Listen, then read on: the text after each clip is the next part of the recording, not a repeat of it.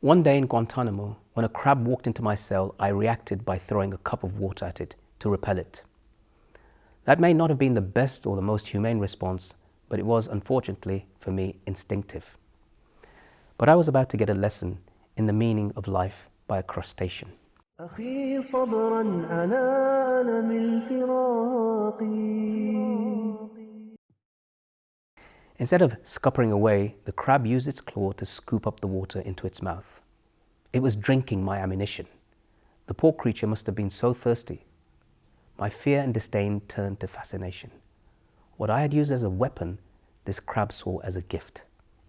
But in Guantanamo and beyond, water, from which all things have been made, has been used and abused to create the feeling of death. During the Spanish Inquisition, Muslims and Jews were tortured to make them convert to Christianity. One technique used against them was called tortura del agua, or water torture.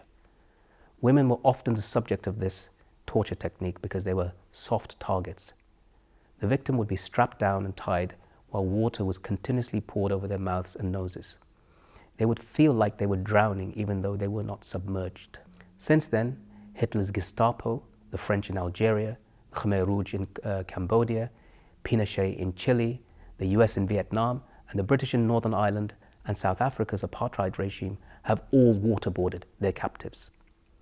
Even so-called Islamic State is accused of waterboarding captives.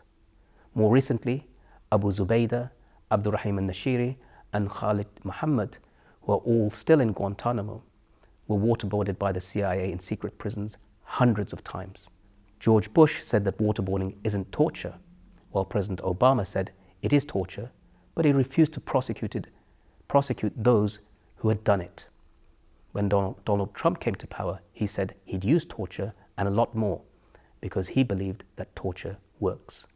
Waterboarding is a war crime, but no one from the US government who used it has been held accountable for it.